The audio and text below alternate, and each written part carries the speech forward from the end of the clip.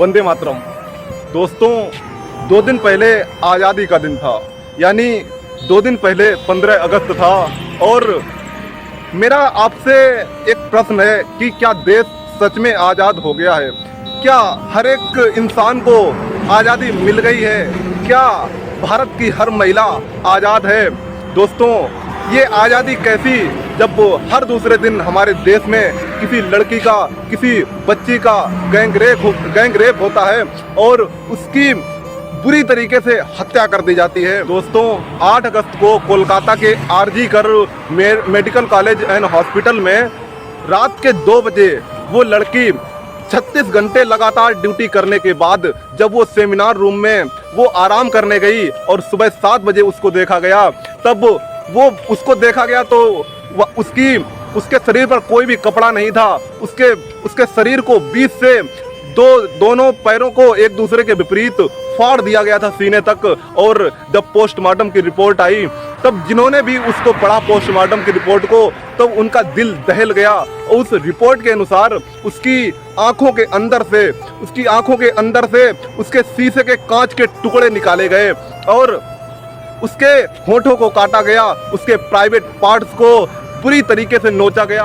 सुबह 10:30 बजे जब उस लड़की के माता पिता को एक हॉस्पिटल से कॉल जाती है और उन्हें बताया जाता है कि आपकी बेटी ने आत्महत्या कर ली है, माँ बाप को ये बिल्कुल नहीं मानते हैं कि मेरी बेटी आत्महत्या कर ही नहीं सकती। और जब वो माता पिता और कुछ पड़ोसी जब हॉस्पिटल जाते हैं, तब उनको 3 घंटे हॉस्पिटल के बाहर खड़ा रखा जाता है और उनसे कहा जाता है कि आप बाहर रुकिए। और जब उस लड़की के पिता जब हॉस्पिटल के अंदर जाते हैं, तो वो अपनी 31 साल की बेटी को बिस्तर पर ऐसे पड़ा हुआ देखते हैं। वो देखते हैं कि उसके शरीर पर कोई भी कपड़ा नहीं होता है, उसके जो पैर होते हैं वो 90 डिग्री से घूम चुके होते हैं, उनके पैर को तोड़ा जा चुका था।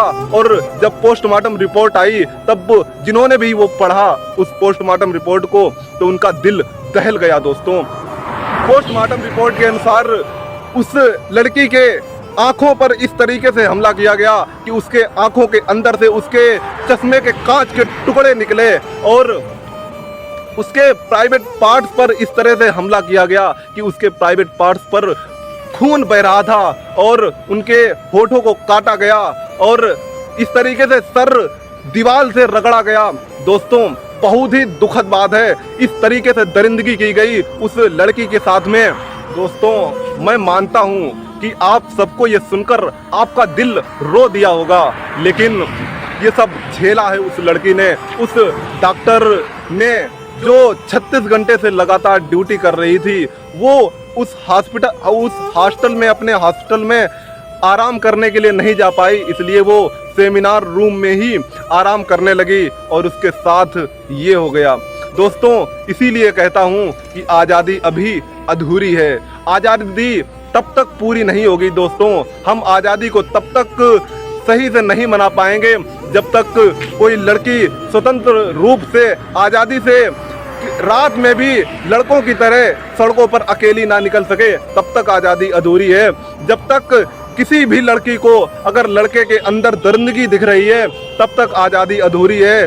किसी भी लड़की को अगर किसी लड़के के अंदर हैवानियत और या उससे डर लग रहा हो, तब तक आज़ादी अधूरी है। दोस्तों, हमारे हजारों स्वतंत्रता सेनानियों ने इस स्वतंत्रता के लिए अपनी जान दे दी, लेकिन अफसोस हमने उस आज़ादी का, हमने उस स्वतंत्रता का फ़ायदा उठाया, उसका मिसयूज किया। थोड़ी सी ताकत ज़्यादा होने से हमने दरिंदगी और हैवानियत के साथ किसी अकेली लड़की या महिला के साथ गैंग रेप किया, उसकी हत्या कर दी।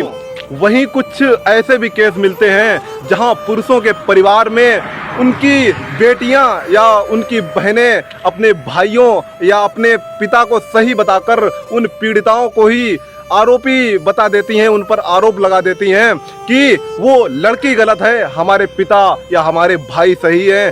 चाहे तो आप नवाब सिंह यादव की बेटी को देख लो या अयोध्या में मोहित खान की बेटी को देख लो, दोनों यही बात कह रही हैं, कन्नौज के नवाब सिंह यादव की बेटी और अयोध्या के मोहित खान की बेटी। देश में हर साल हजारों गैंग रेप होते हैं, लड़कियों के साथ बलात्कार किया जाता है।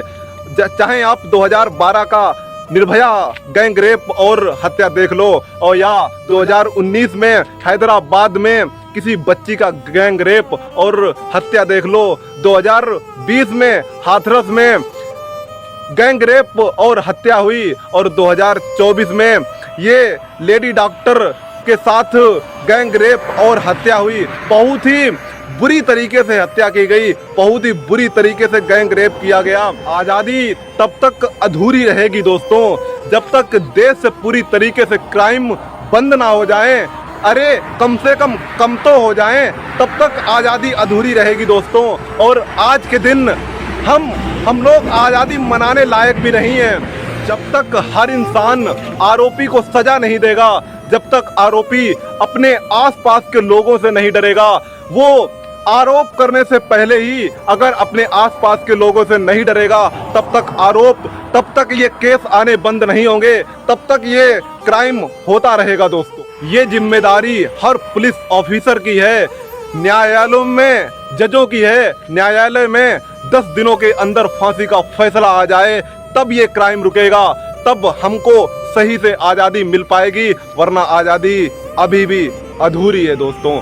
2020 में जब निर्भया के दोषियों को फांसी दी गई दोस्तों, आप सोचिए दिसंबर 2012 में निर्भया कांड हुआ था, निर्भया के साथ गैंगरेप और उसकी हत्या की गई थी, लेकिन उनको फांसी कब मिली? 2020 में। अरे 2020 में भी मिल गई, कुछ लोगों को तो 20-20 साल से उन्हें न्याय नहीं मिला, और न्याय मिलता भी है तो उन परिवारों को बिल्कुल ये भरोसा नहीं रहता न्याय पर, और उन्हें उम्मीद नहीं रहती, और उन्हें तो लगता है कि अब न्याय का कोई मतलब ही नहीं है। इसलिए न्याय बहुत ही जल्दी होनी चाहिए, न्याय प्रक्रिया बहुत ही जल्दी होनी चाहिए दोस्तों। हमारी न्याय प्रक्रिया में एक चीज और बदलनी चाहिए कि बलात्कारी चाहे 18 साल का हो, चाहे 16 साल का हो या 12 साल का हो, उसे फांसी होनी चाहिए, और जल्द से जल्द होनी चाहिए।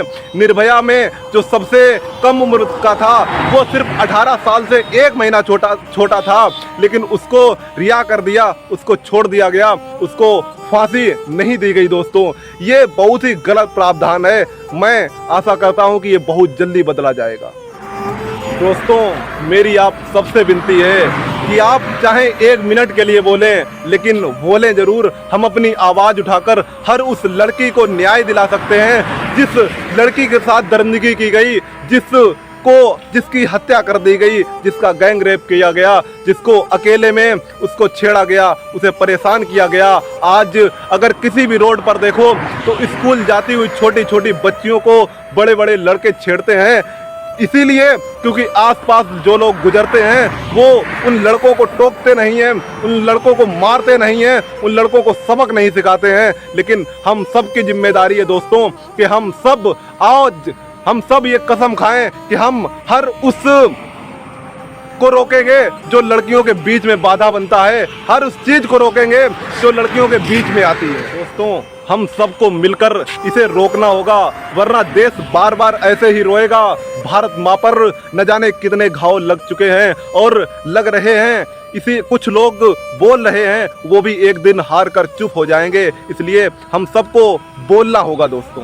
कब तक हमारा देश प्रत्येक ग्लोबल इंडेक्स में 100 से भी नीचे रैंक पर रहेगा?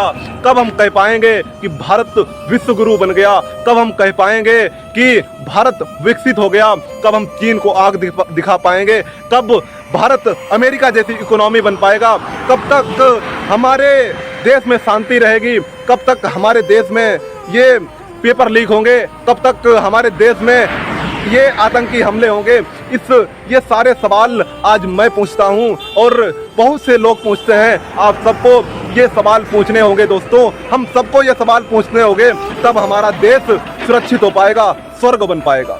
दोस्तों जब तक देश की सरकारें देश के लिए नहीं सोचेंगी, जब तक इन सब घटनाओं की जिम्मेदारी खुद नहीं लेंगी, जब तक संसद में सिर्फ जाति को लेकर लड़ाइयाँ होती रहेंगी, जब तक हम धर्म और जाति में बटे रहेंगे, धर्म और जाति के लिए एक दूसरे से दंगे करते रहेंगे, जब तक हमारे अंदर किसी किसी धर्म के लिए नफरत होगी, किसी जाति के लिए नफरत होगी, तब तक हमारे देश से ऐसी ही घटनाएं आती रहेंगी। दोस्तों, दिल्ली में जब साक्षी नाम की लड़की की सबके सामने हत्या की गई, उसको पता नहीं कितनी बार से उस साहिल नाम के लड़के दरिंदे ने चाकू से मारा और उस पर पत्थर फेंके और उसको जान से मार दिया। और यही सब हो रहा है पूरे देश से यही खबरें आती हैं कि कुछ ना कुछ वहाँ पर लोग मौजूद होते हैं और घटनाएं होती हैं, लेकिन कोई कुछ नहीं कहता। जिनसे आपकी उम्मीद है वो बोलेंगे, आप कुछ सोचेंगे, आप शाम को खाना खाएंगे, सो जाएंगे, आपको क्या मतलब है। आप इस मुद्दे पर मत लड़िए कि ध्रुव राठी, मोहक मंगल और द देशभक्त या रवीश कुमार या विपक्ष क्या बोलता है। आप ये सोचिए कि आप क्या बोलते हैं, आप क्या सोचते हैं। उन्होंने तो बहुत बोला है, बहुत सी आवाज़ उठाई है, अब आपकी बारी है। वो भी बोल रहे हैं, वो कुछ सीमित हुई बोल सकते हैं, एक हफ्ते में या 2-4 दिन में एक वीडियो बना सकते हैं। लेकिन ध्रुव राठी ने ही कहा था कि अगर आप सब मिलकर हमारे साथ खड़े होंगे, अगर आप एक एक रील बनाएंगे, तब भी ये आवाज़ पूरी दुनिया में पहुंचेगी, और जब आवाज़ पूरी दुनिया में पहुंचेगी तब न्याय मिलेगा। आप सबसे इतना ही कहना था। जय हिंद, वंदे मातरम, भारत माता की जय, इंकलाब जिंदाबाद।